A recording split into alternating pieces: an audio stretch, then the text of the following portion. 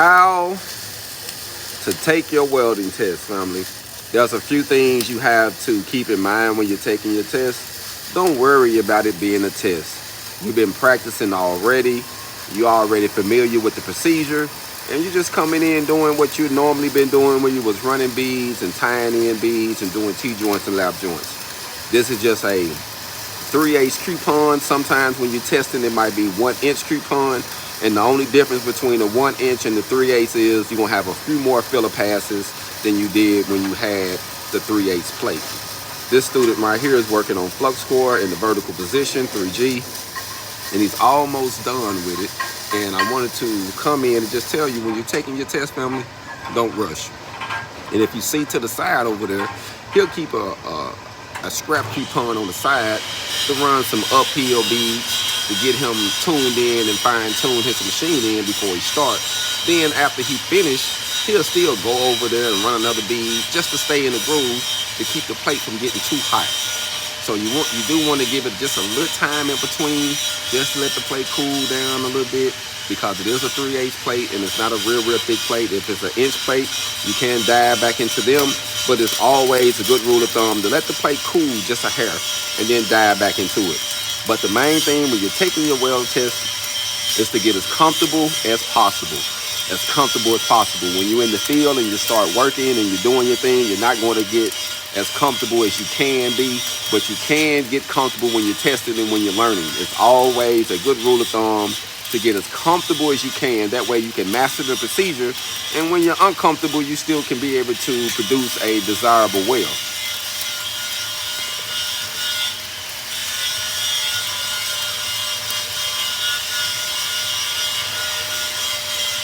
Let's go in and check them out.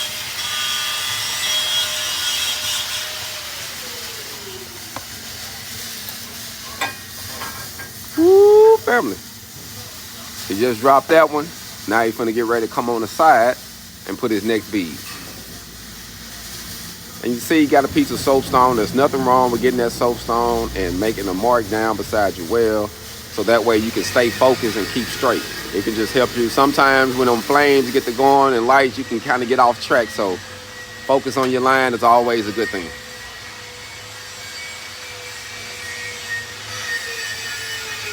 And just wanted to show you with this plate, show you what we're running real quick.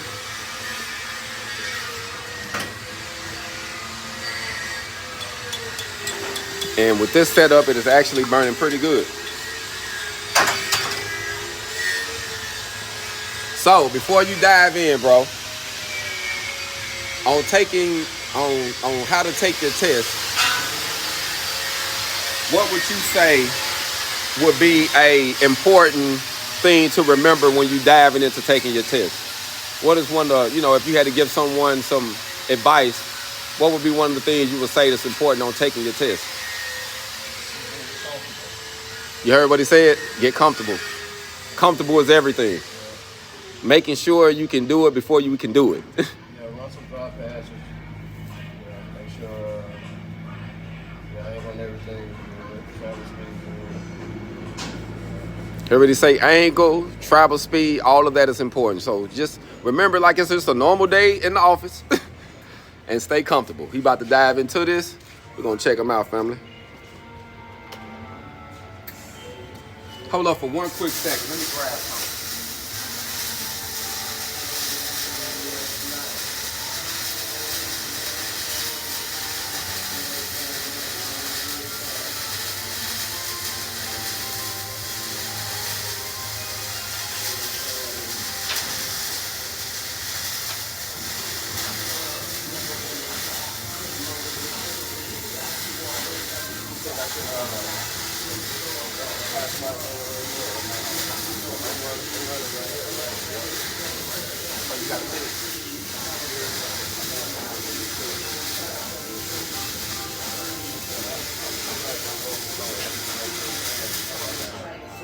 So you want to kind of judge your speed.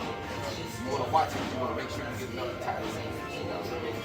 Right here, watch this. Make sure the wheels are coming over there. Watch this side. Let's tell you how fast. Right here, though, you want to slow down. Let's dive in and see how you do, family. Thanks for checking in.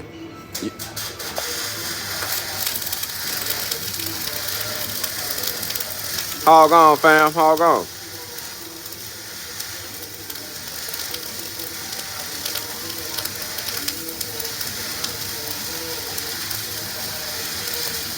So remember what he said. Make sure you're comfortable. Do a couple dry runs. And just make sure you got your angle and everything is on and working properly. Now, I would say this too.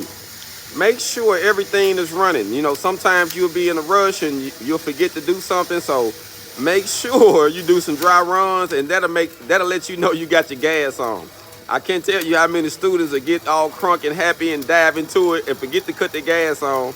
Now half of their well got pinholes all the way in it, and we have to redo the coupon. So take your time, do all the proper steps you need to take, and hey, dive into it, and the rest of it, it's gonna work itself out. So this was one of them situations where, you know, it's testing and they got to determine on your job. Yeah, what you say, family? Proper preparation prevents piss poor performance. You about to believe it.